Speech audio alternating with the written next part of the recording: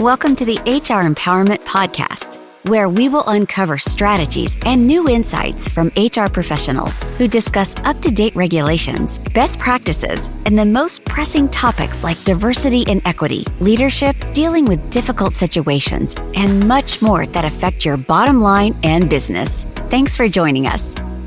Hey everybody, welcome back. Wendy Sellers here, the HR lady. I am here today with my co-host JC, who is up in Snowland. How you doing, JC? Snowland. That's funny, Wendy. It's a pleasure to be back on our show. It's great to see you today, hear you today, rather. I'm doing real good, doing great, Wendy. How about you?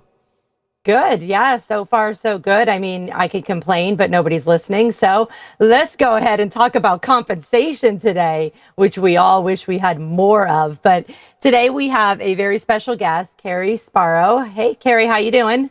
Hey, great. It's good to be on the show. Thank you. Hey, so you're the founder and CEO at WageScape. Geez, that doesn't tell me what you do right there at all, right? But I want to hear a little bit about, how you got to where you are. I hear that you were a former U.S. Navy officer. Yep, that's right. I served on submarines for about 12 years. Nice. Well, congratulations and thank you at the same time. I understand that you have over 35 years of combined experience with engineering, military, consulting, technology, and operations leaderships. Whew, that's a huge handful of information there. And I love that you help HR leaders and other decision makers navigate the labor market, specifically around wage pay. So our topic today is compensation analysis. And I know some of our listeners might be going, oh, that's boring. But you know what? We can't hire employees without it. Right, Cary? That's right. That's right. In fact, it's even more important now than it was, when a lot of us started our careers. Yeah, so. Absolutely. And in the internet world, compensation, or what we think as compensation information, is available to everybody. It may be outdated, however. And so I want our listeners to really be thinking about compensation analysis and pay overall as a strategic tool and signal. So let's talk about looking forward and not backward. Fair enough? Sounds great. So most compensation decisions, well, you tell me, you're the expert. Most compensation decisions are usually still based on history, though, on historical data. What risks do organizations take when they anchor pay strategy in the past? Yeah, so that's where we specialize, is by looking at what's going on right now and what companies are expecting to pay employees as opposed to what they've historically paid employees. And you're exactly right. Most pay decisions, nearly all pay decisions, have historically been based on salary survey data that measures what employees at the time of the survey is taken are getting paid. And if you think about it, what that means is that those pay levels reflect pay decisions that typically happened, up to a year prior to that point. Based on lots of other factors. So the pay data is really old, and it's difficult to age that accurately, especially in a volatile labor market. So folks, especially in the pandemic and following the pandemic, the labor market just went totally out of bounds. And you started to see wage inflation, and you started to see high degrees of wage variability across local markets. And the wage inflation is tamped down a bit, but it's still higher than historical levels. But the variability across markets is still very much an issue. And so it's not enough to say, what have, restaurant crew members historically made, and what do we do to base our pay decisions on that? You have to say, what are crew members making right now in my specific market? In some cases, that market is driven down to the zip code level. You got to be able to look at the trend to say, is the pressure moving up or down? And you got to be able to look at the trend to say, who else, what other types of jobs could the people that we want to fill our jobs, offer them? Because you're not competing anymore in the same industry per se. You're not competing anymore for the same, workers for the same kind of jobs. You're competing against other jobs in other industries, other jobs in other types of companies, other jobs with different labels that can use skills that are the same as what you use in your jobs. And so you got to have a fundamentally different way of looking at it. So you can't just look, through the traditional survey lens anymore. You have to take a much more nuanced lens. And especially if you're in an organization where you've got employees that are, what we like to call very wage sensitive. These are folks that, will move for 50 cents or $1 an hour difference without even thinking about it, because we're still dealing with the hangover effects of inflation, and people are very concerned about the ability to make ends meet at home, and those kind of wage differences make a big deal at doing so. So it's much more real time now. It's not backwards looking anymore. It's much more real time, and there's lots of different factors that have to be brought to bear that didn't used to have to be considered. Okay. Korn Ferry, they report that 40% of leaders anticipate using AI to help determine base salaries and cash-based incentives, shifting pay decisions from backward-looking benchmarks to forward-looking signals.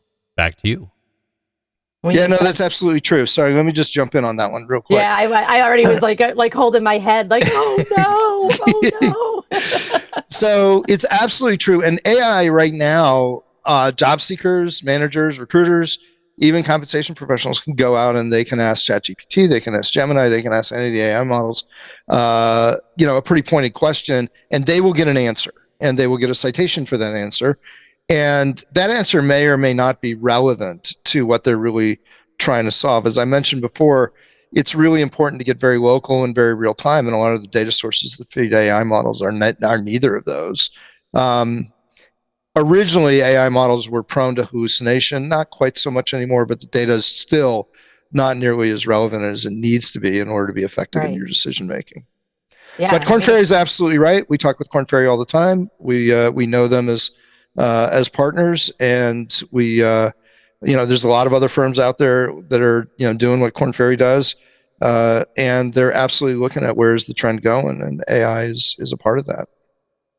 Yeah, thank you for that. And the other thing I just wanted to remind our listeners is that depends on what AI system you're using, but most AI is outdated. Even if it's just with this conversation, even if it's just outdated by a couple months, it's going to matter when we're in a volatile world right now. And then, in 2026 with inflation and everything that's going on.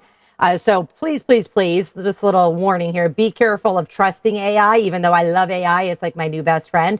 But I learned that I can't 100% trust that. So keep that in mind. Now, I wanted to go ahead, Cary. I was just going to say, one of the easiest ways to test the quality of the answers that you're getting back is go ask the same question to 2 or 3 different models and see what you get. And, when, we do that regularly, and it's not unusual to get answers for what is the prevailing pay for a certain kind of position in a certain market. That could be between 50 and 100% different. Yeah, thank you for that. It really is. And I know not everybody is even comfortable using AI, but at one point we weren't comfortable using Google, and now we rely on it just to get to the grocery store. Well, and to that, there was a point when calculators weren't trusted. The abacus ruled, no. Anyways. So, Cary, you argue that pay trends are an early indicator of broader labor market shifts. What signals are HR leaders missing today that could tell them where talent shortages or surpluses in some cases will emerge next? Well, the pandemic was really kind of a watershed moment when it comes to how the labor market works. And that's when we saw for years and years, we had been dealing with like 2 to 4% wage increases, and very stable. But it went completely nuts, as I mentioned earlier, during the pandemic, and employers kind of rolled over on using wages to attract employees. Previous to that, the historical view was you don't want to compete based on wages. You want to have a competitive wage, but you don't want to try and win talent based on higher pay in most cases, right? There's some exceptions to that, but in most cases. But because of the labor shortages that we experienced as we entered into the pandemic, a number of employees just started throwing money at the problem. And we saw advertised wages went up over 30% a year for the first 2 years, into the pandemic. So think about that. We go from 2 to 4% to 30%. But the variation was, in some markets, it was over 100%. In some markets, it was even negative, right? So there was huge variations, from that standpoint. So now, the question is, how would you actually stay on top of, where things are going in your markets? And the good news is that there's data provided by firms like us, and us in particular, where providing real-time data on what's going on with hiring and with pay, and what differentiates different pay levels, based on things like experience and skills, and kind of the industry that's hiring, and the location, especially the location that you're hiring in, allows you to start to see, what's going on with talent supply and demand in very specific markets. So that all builds up to the overall picture. Economists will tell you what the overall picture is looking like. They will get it within a pretty wide margin of error, but that's not really actionable. The big picture can be, useful in terms of understanding broad financial market trends. So labor market trends can inform financial market trends and so forth. But when it comes to actually, knowing how to position yourself to attract and to keep talent, you got to get local. And so you need data that allows you to see things local in real time. And the good news is that data now exists, right? So, employers, job seekers, recruiters are in a much better position to see what's going on with the labor market in a way that means something direct to what they're doing. According to the Bureau of Labor Statistics in November 2025, there were 1.1 unemployed people for every job opening in the United States. There's a leading signal that talent shortages are easing and wage pressure may potentially cool. Your thoughts? Yeah, so that's absolutely true. So there's a couple dynamics going on here, and we dove deep into this. So I mentioned that during the pandemic, employers just threw money at the problem, right? And so there was big wage inflation. And then, then they had to deal with, the hangover of that hitting their cost structures.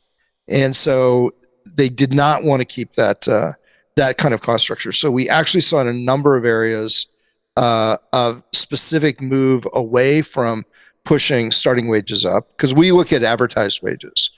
That's what we specialize in. And so we were looking at what are employees advertising for the same job, year over year. And we saw a greater number of employees, like in areas like truck drivers, for example, or restaurant crew members, or, a number of very common positions where the wages had gone up fairly quickly, that were pulling back their advertised wages, right? So they weren't cutting the pay of their existing employees, but they were counting on lower pay for new employees to start lowering their cost structure on that. And it wasn't all employers at one time. Year over year, the proportion of employers that were starting to drive down their advertised wages was increasing. So absolutely, that's aided by the fact that we have a little bit better, depending on how you want to look at it, but there's a better ratio of job seekers to openings, as you mentioned. Mm-hmm. That's perhaps good for employers, but maybe not good for the rest of us. But right. But that is allowing them to not have to offer as much and not compete as much from a wage standpoint. But there are certain perennial positions that's just not the case for, where there's always, healthcare is one of the big ones where it just keeps going. Healthcare talent has been tight for as long as I've been a professional. So, for decades. And there's a systemic issue there that isn't, easing up. I've got a stat to throw at the HR lady here real quick. They say that data-driven HR is here thanks to AI. Well, in 2025, 43% of organizations reported using AI in human resource tasks, potentially signaling a growing shift towards data-driven, predictive workforce decisions. Wendy Sellers, the HR lady, your thoughts? Yeah, we kind of already talked about this, and it's 100%. If people aren't using AI, and I'm not even talking about, ChatGPT or Google Gemini, but, an actual HRIS system that is going to help you. It's technology, it's assistance. You just got to still be knowledgeable about the research that you're doing, as we've already discussed. And going back to what you just said, Cary, as well, I 1000% agree with you. Healthcare is one of those fields that it seems we can never catch up in. I myself have 2 degrees in healthcare administration and then another in HR. And every time I was just talking to a client yesterday in the arthritis area, and the same thing. They're like, we need help, we need help, we need help, we need help. Yep. And we can't keep up with the pay. And that really, it comes down to, not just about pay, as you've mentioned, but benefits and total compensation, right? But then also culture and how do you treat people. And so that's what we're all here to do on HR Empowerment and HR Training Advantage. But I want to go back to a little bit of the nuclear submarines that you've worked on. So moving from nuclear submarines to pay intelligence, nuclear submarines, obviously serving on that, requires extreme precision, forecasting, and trust in data when there's no margin for error. Again, thank you for serving. How did that experience shape the way you think about risk, decision making, and predicting outcomes in today's labor market of 2026? Well, we could spend a long time talking about the implications of my military experience on everything that happened after that, and they're really profound, and it really was a wonderful, starting point for my career. You're right. In the military, there's risk all around, and so you learn really quickly how to frame risk. Risk is, the likelihood that something is going to happen times the magnitude of the impact when it does happen, right? So things that are high likelihood, you have to manage a certain way. Things that are low likelihood, you manage a different way. Things that are low likelihood that have huge implications, you manage an even different way. Like, the inadvertent release of nuclear weapons, for example. That has a very low likelihood, but a very huge implication. So lots of controls have to be built around those things. So one is it gives you a framework to think about risk, and then it also gives you an actual environment to work within, kind of a risky situation and discern how are you effective when you do that. And what's interesting, one of the things that's interesting is the risk environment in corporations doesn't compare to the risk environment in the military. And right. Yet, most corporations, when you really look at what people get paid to do, especially, mid and upper level executives, they get paid to manage risk out of the organization. They get paid to, create as much predictability as possible, as much stability as possible. Delaying is a better option in a lot of cases than taking on even a modest amount of risk. And I'll tell you, as a CEO of a small business, that notion is completely turned on its head in a small business environment. Because in a small business environment, the biggest risk you have is not moving fast enough, because the rest of the world will run you over. And so, the military allowed me a way to think about, okay, how do we address what's really important to the business? Because what's really important in a small business is you got to move fast to make sure you got stable cash flow, that you have, traction in the marketplace, that you have minimal disruptions in terms of the things that you can control, and that you're resilient to the things that you can't control. And there's a myriad of those. It's a totally different leadership profile than leadership in a larger corporation, which I've also done. I was, on the HR and IT teams for one of the biggest companies in the world. And my job there was totally different than my job now. And the mindset of going into it was totally different now. But this notion, though, of having a really practical view of like, what's the worst that can happen? I think people lose sight of that, and they get really wrapped up in, the possibilities of what could happen. It's like, how likely is it, and how capable are you to deal with, the consequences to really mitigate the impact? In most cases, it's a lot less likely than people think, and you're much more capable to be resilient to it than you give yourself and your team's credit for. So, I always have a bias towards get things done more ambitiously and faster. And in a small business environment, that's exactly the mindset you have to have. Yeah. And but sometimes that can hurt you, especially when you're dealing with wage and benefits. But definitely just saying, to the candidate, well, what do you want? And then you just say, okay, we're going to give them what they want, or we're just going to give you what we've hired the last person on, and now you're not competitive anymore, right? Yeah, there's a difference between moving fast and managing risks and being reckless, right? And so, and not being mindful of what you're doing. And now, especially, I mean, a lot of I continue to hear lots of stories where people are like, well, this is just, one set of stories is this is what we can afford, so that's what we're going to pay. Well, if it's an important job, pay what it should get. Don't pay more, don't pay less, pay to get the talent that you need. If you're not willing to do that, you got to ask the question, how important is the job? Because making a bad hire is way worse than making no hire. Right. So, Thank you. Yeah. So that's one. And then I also hear these other stories where it's like there was a story the other day where there was a small business, it was coming out of startup, it was in growth, and they had a HR director, funny enough, an HR director, that they needed to move off because they just weren't a fit anymore. And they wanted to bring in somebody at the director level, and they wanted to pay them what this other person was paying. And they had thrown a lot of money at this person to bring them on board when they had a lot of money, when they had a lot of investor money in place, and they could afford to do that, and they didn't need to put a lot of thought into it. And the market said something totally different. The market said, first of all, the level of the job is overinflated compared to what you're doing, right? So don't give them that title. Look for somebody that is aiming for a title that's probably 2 levels below that, and then pay accordingly, but sell the career opportunities. So if you've got the opportunity to bring somebody in at a competitive or even slightly below a competitive rate, but you can show them a career track that will, as the company moves, will take them up a couple of levels. That's hugely valuable to the right profile person. So it means you got to change how you think about what's going to attract other candidates, from that. Right. So this is all examples of, if you just went with the headlines of, I just want to replace this person, give them the same title, the same pay, making a huge mistake by not looking under the covers.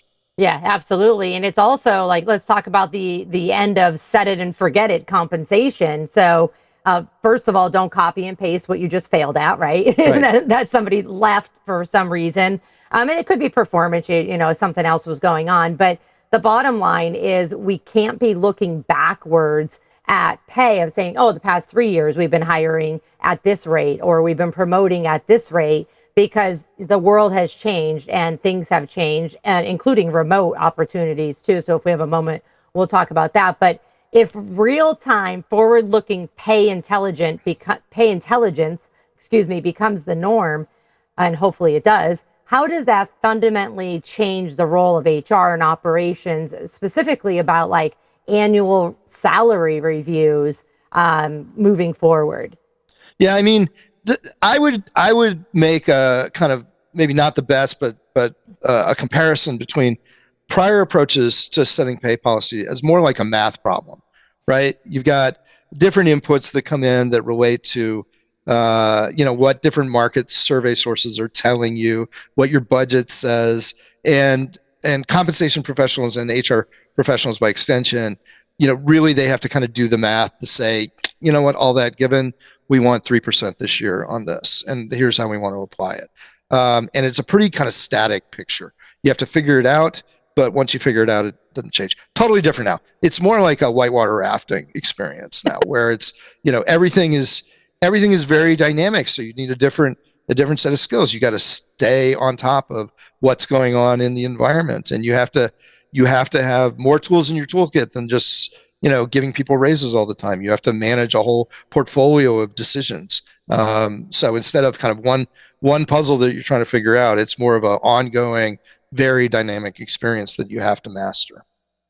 Yeah, and sorry, JC, hold on one second. The other thing I did before I forget this is wanted to just also again talk about the fact that cost of living for every human in the United States, anyways, has gone up, and it continues to go up. It's also the cost of living, the expenses have gone up for the companies as well. But it does seem, in my 30 years of experience, that when the cost of living increases, companies have to foot the bill, even though their expenses are going up too. And that's kind of the reality of the world that we're in. What are your thoughts on that, Cary? Well, yeah, I mean, companies do everything they can to try and, optimize their own organizations around what they can afford. And so in a lot of cases, the cost of living that each of us as individuals experience translates into our own wage requirements. And so companies have to compete for wages, so they have to be able to accommodate those requirements. But in general, that lags. Like when inflation hits individuals, the company response tends to lag, right? Right. And we've experienced that now. But the cost of companies themselves, companies have a number of levers that they can pull. And you already mentioned one of them, which is around remote work. I mean, cutting your facilities costs. There's always a shaky equilibrium that has to be achieved. But in order to make a living, the money's got to come from somewhere. In order for the money to come from somewhere, someone's got, prices have to go up or costs have to go down. Yep. Or it's a cycle. Yep. So, World at Work, they reported that 62% of organizations planned to provide off-cycle pay increases in 2024, and that signaled a shift from annual reviews to ongoing compensation management.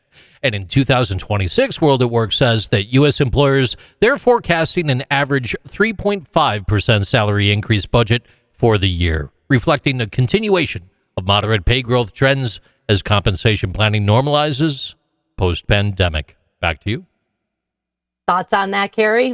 3.5%. So we've been formal partners with World of Work. They're great partners with us for a number of years now, and that whole notion of off-cycle increases speaks directly to the much more dynamic approach to compensation management that most companies are needing to adopt. And frankly, giving credit, most have actually started moving down that trend several years ago. So not surprising at all to hear that statistic. I hadn't heard it before, but again, it just kind of reinforces that whole direction around much more real-time approach to managing things. Yeah, I would say, hopefully the 3.5% is just the pay increase for the employee that's not going above and beyond, or who wasn't already underpaid, right? So for the employees that are listening to our podcast, you could still make a case for yourself by getting wage information that'll, you'll have to do some research and then say, hey, this is where I need to be. But we can't expect companies to foot the bill for everything that's going on in the world. Let's talk about the future HR leader. As pay prediction becomes much more sophisticated, obviously it is now more sophisticated than we've ever had it. What new skills or mindsets will separate HR leaders who thrive from those who struggle to keep up with the speed of the labor market? So, analytic acumen, I think, is something that we've been talking about in HR for a while, and it's more true now than it ever has been. It's interesting. You talked, JC, about, data driven and, the adoption of AI as being evidence of, needing to be more data driven. But I would argue that the blind adoption of AI is actually the opposite of being data driven. You basically are just turning over your trust to a model without looking under the covers.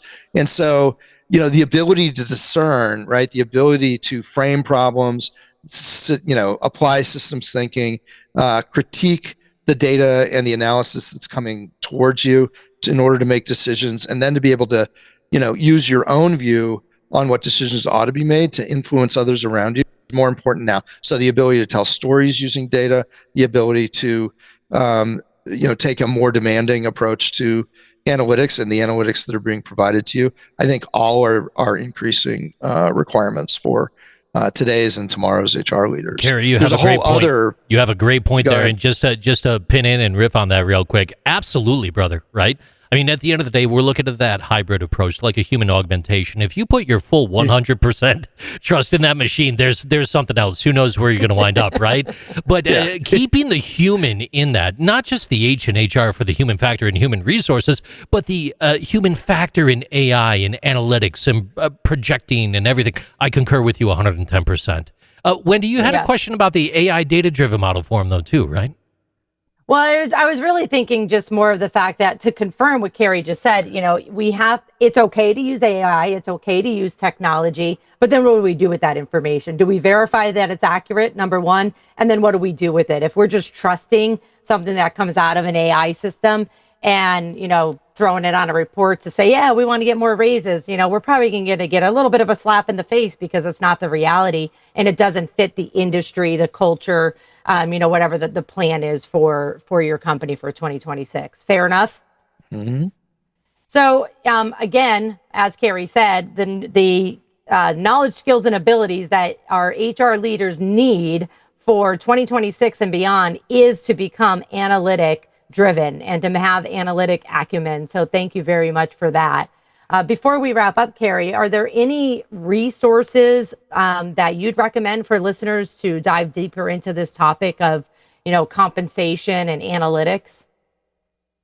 Well, I think anything related to compensation, if you want to be on the front edge of that, you've already mentioned a great resource, which is World at Work. World at Work is world class in terms of staying on top of compensation trends. They're partners with us. We work really closely with them and continue to be extremely impressed with what they do. So I would put them first and foremost. If you want to know more about what's going on with wages at all levels in the market, then you can of course talk to us at WageScape. That's our job. That's what we've brought to the world, and we do it extraordinarily well, as we're told by our clients. So we've got those insights there. Otherwise, I would I would recommend any professional cultivate a variety of sources of intelligence, a variety of sources of insight, and those should come from areas that fit what your interests are and your needs are the best.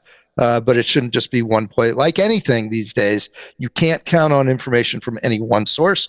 For lots of different reasons, you need to cultivate a diversity of sources of intelligence.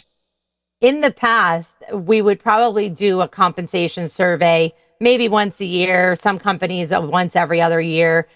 With some things that are changing so fast right now, what is your recommendation of how often an average sized company should be looking up wage information? Yeah. So first of all, there's two real viable types of information that you should be looking at. One is what incumbents have made through surveys, and the other is what's being advertised, right? So you're triangulating on what's going on in the market. But most of our clients, some of them in real volatile markets, are monitoring on a monthly basis. Most are monitoring on a quarterly basis and making decisions on a quarterly basis. So we absolutely have seen a move away from 1 or 2 times a year down to the quarterly level, especially for organizations that have that wage sensitive population that they have to stay on top of. Wow, that's definitely a huge change. So thank you so much for that final comment. Thank you again, Cary, for being here. For our listeners, I will make sure that I have his information and LinkedIn profile and wagescape.com in the podcast notes. I wanted to thank both of our veterans today, my co-host JC, as well as Cary, for being on here and helping me educate the world, or at least the United States. I hope this podcast session has been beneficial for everyone that's listening. Take care, everyone, and thanks for joining us. Take care, Cary. Thanks a lot. It's been a pleasure talking with you guys. Thank you for joining the HR Empowerment Podcast, brought to you by Aurora Training Advantage. We hope you've gained new insight and strategies to navigate the HR profession. We look forward to you joining us again on the HR Empowerment Podcast.